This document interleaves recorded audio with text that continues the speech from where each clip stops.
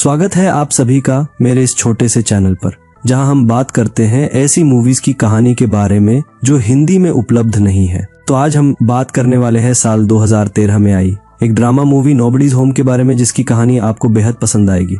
कहानी की शुरुआत लूकस नाम के एक लड़के से होती है जो अपनी छोटी बहन एमिली के साथ बालकनी में बैठा था। लूकस एमिली से पूछता है उनकी माँ कहाँ है, क्या वो सो रही है।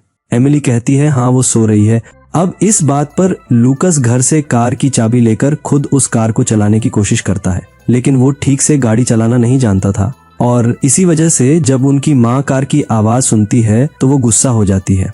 वह तेजी से कार के पीछे दौड़कर उन्हें रोकने के लिए चिल्लाती है। जब लूकस देखता है कि उसकी माँ उनके पीछे आ रही है तो वो गड़बड़ी में गाड़ी रोककर वहां से भाग जाता है, क्योंकि लूकस अच्छे से जानता था कि उसकी माँ उसे चुपके से कार ले जाने के लिए पीटने वाली है। कुछ देर बाद लूकस की माँ जेनिफर अपनी बड़ी बेटी क्लोई से किसी डीलर को उनके घर लाने के लिए कहती है, क्योंकि इस घटना के बाद जेनिफर इतनी ज्यादा गुस्से में थी कि उसने उस कार को बेचने का फैसला कर लिया। वो नहीं चाहती कि अपने बेवकूफ बेटे लूकस की वजह से कोई दुर्घटना हो। क्लोई ने उस कार को बेचने के लिए जोसेफ नाम के एक आदमी को घर बुलाया जो उसके ऑफिस में ही काम करता था और वो एक डीलर होने के साथ साथ क्लोई का एक अच्छा दोस्त भी है। जब जोसेफ उस कार की जांच करता है तो लूकस वहां आता है और जोसेफ को उनकी कार की जांच करता देख वो काफी नाराज हो गया। वो कहता है तुम कौन हो और मेरी इजाजत के बिना तुम मेरी कार को कैसे छू सकते हो। अब जोसेफ उसे बताता है कि तुम मुझसे बहस मत करो,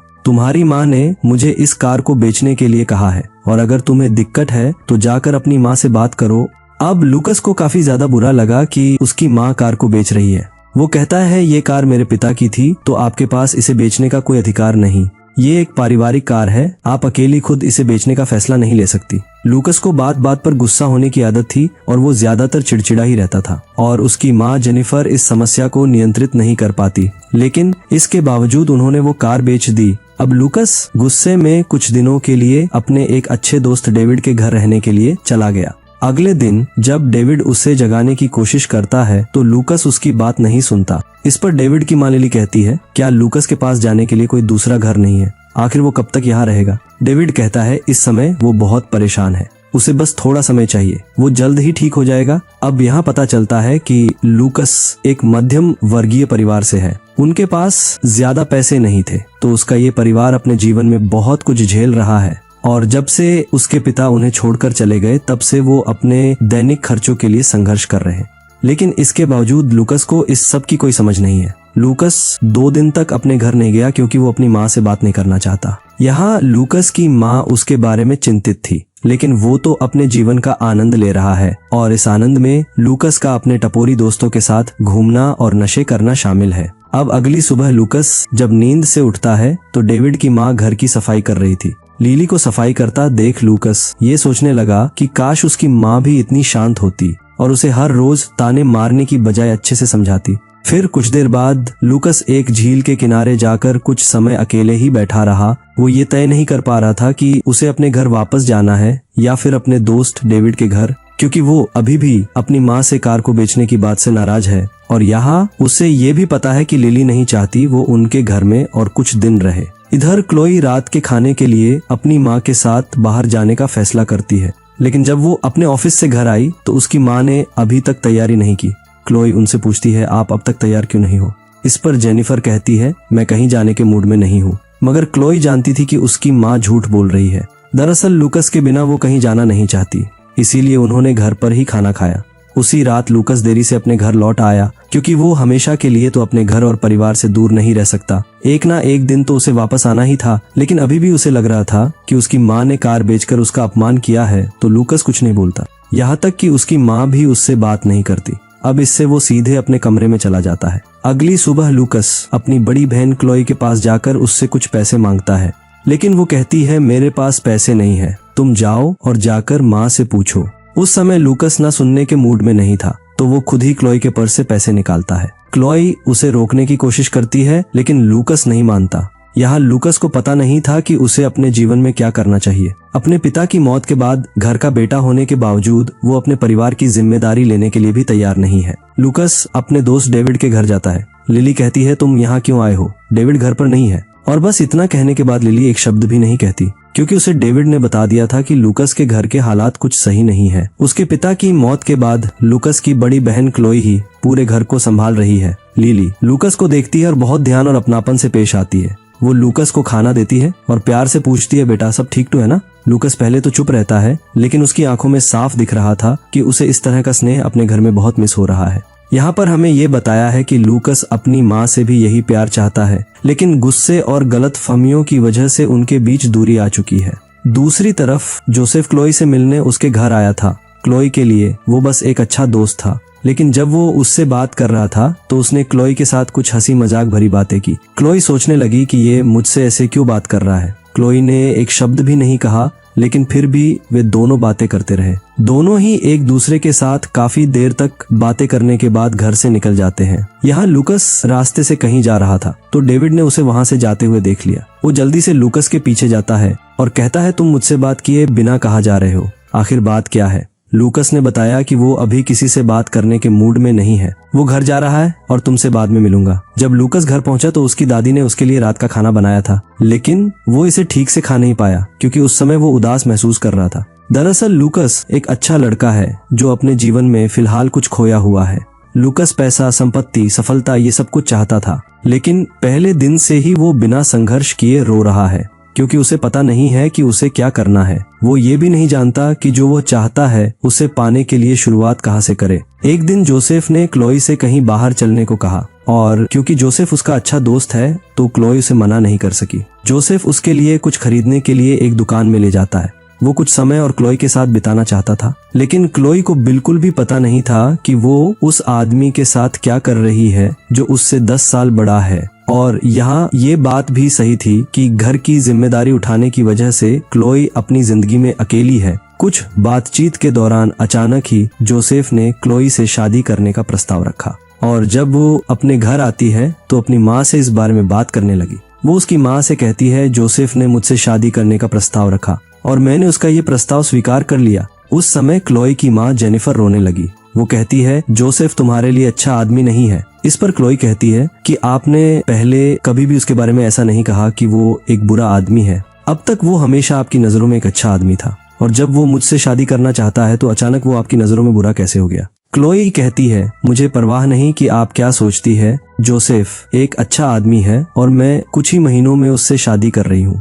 जेनिफर कहती है, इतनी जल्दी क्या है? तुम्हारी उम्र ही क्या है जो तुम शादी करना चाहती हो? क्लोई ने कहा कि मैं अब 31 साल की हूँ, शायद मुझे बहुत पहले ही शादी कर लेनी चाहिए थी। इधर लूकस अपने दोस्त डेविड के घर उसकी जन्मदिन की पार्टी में गया था। उस बीच डेविड की माँ लिली लूकस से पूछती है, तुम आजकल डेविड से मिलने घर क्यों नहीं आ रहे हो? या फिर शायद तुमसे पहले किए बुरे बर्ताव से नाराज हो? लूकस कहता है कि मैं तो बस फिलहाल अपनी स्कूल की पढ़ाई और काम में व्यस्त हूँ, लेकिन लिली अच्छे से जानती है कि लूकस झूठ बोल रहा है। कहीं ना कहीं लूकस के घर में चल रही कुछ दिक्कत की वजह से वो परेशान है और ये सब उसे लूकस के चेहरे से स्पष्ट रूप से दिख रहा है।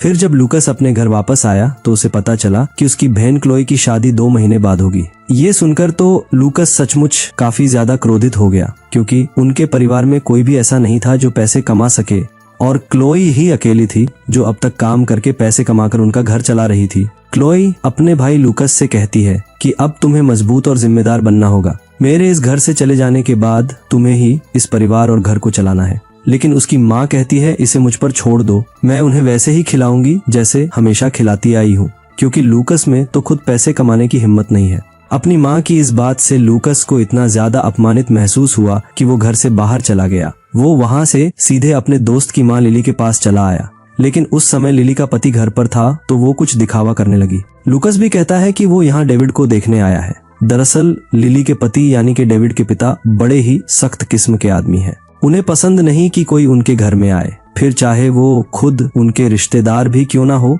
अब यहाँ लिली कहती है कि डेविड तो घर पर नहीं है। दूसरी तरफ जोसेफ ने हर दिन क्लोई को ऑफिस से उसके घर छोड़ना शुरू कर दिया और ऐसे ही एक दिन वो क्लोई को घर छोड़ते समय उसके करीब आना चाहता था, लेकिन क्लोई को ये सब पसंद नहीं आता तो वो तुरंत वहाँ से चली गई। फिर घर आने के बाद क्लोई रो रही थी क्योंकि उसके मुताबिक कहीं उसने जोसेफ से शादी करने में कोई जल्दबाजी ना की हो। वो सोचने लगी कि शायद उसे जोसेफ से शादी नहीं करनी चाहिए, लेकिन क्लोई अब असहाय थी और उसकी उम्र भी अब 31 साल है तो वो क्या ही कर सकती है।